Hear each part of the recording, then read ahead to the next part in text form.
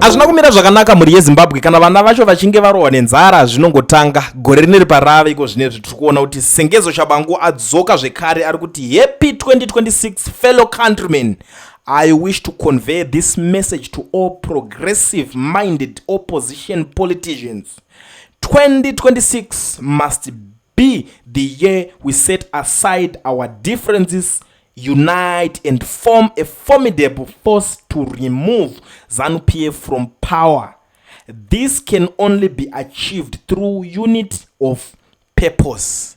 Vapedza zvavo ishoko riri kubva kune vaSengezo Tshabangu amene kuti varoda kuedza kutaura kuti kudii panyaya because honestly kana wakambovhura hombe maZimbabweans will never forgive and they will never forget.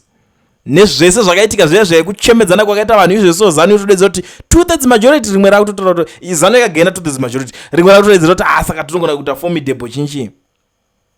Nyaya iri kunetsa izvo zvitiri kuiziva, masikirezi acho tiri kumaziva, nyaya dziripo ndeyekuti vari kureceive their last money, their last supper.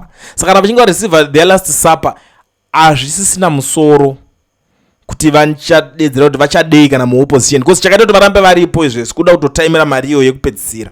ZANU yatoita zvizvo yaita benefit yaita sei izvo zvikakuti kwakaitwa kana by election kukafa MP kana kukarikolewa MP hapana kana zvimwe zviri kumboitika, havasi kutombokampena kana pavari kutonocontesta pacho vanotoisa weak candidate, the weakest ndivo vanosvikeyo ningina imomo. So vana veZimbabwe vakazongoinetera nyaya yacho vakati ZANU-PF neparliament yenyu itai zvamuri kuita ikoko.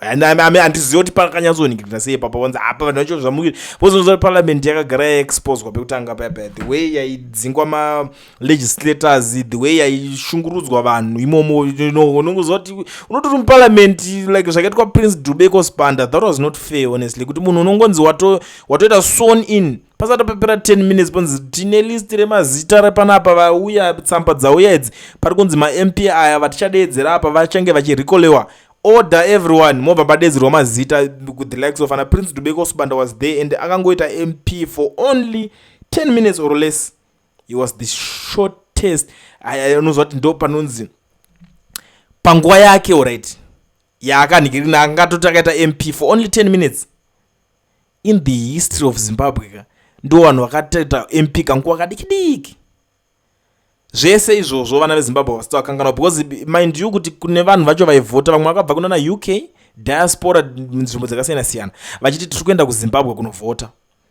Waenda wavhotera MP wako kungozongomuka MP wako ungonzi azongoitwa MP for only 10 minutes and then the next thing uri kuona munhu ari kudzoka ari kuti gore rineri ngatibatanei because yazoti ari kutorwa 2 meter yake plus 2 million ndiye ari in control of that because akambenganzi pakapera 2023 pa vanhu vese vanga kuitiswa zvavanoita ka vakastika zvavo achingonzi chimboitai zvana team mana Welshman. I don't know kuti what kind of leader he is, kuti mpata nenga kangonyarara unozongobudikirawo like panguva dzakaita sedzidzi vazvo vakurwira nanyaya yemari pangonzi chichi mari gore rese rakapera vachingonzi Tshabangu akadzingwa nyaya yemari yakutonosvika padhuze pangobudikira zvanzi aiwa Tshabangu haangambodzingwa madzingiro iwoka. Saka kuda kuti akabva adzoka batora futi steering angofana nemunhu wekuti anenge abva kwese uko achidhiraivhisa munhu bhazi kumakomba kumakoronga kwese uko aona kuti akunosvika padestination yapaari kuda obva tichimbondipa kunoko zvotonga ndiye abva kwese uko achinodhiraivha kutora mubayiro.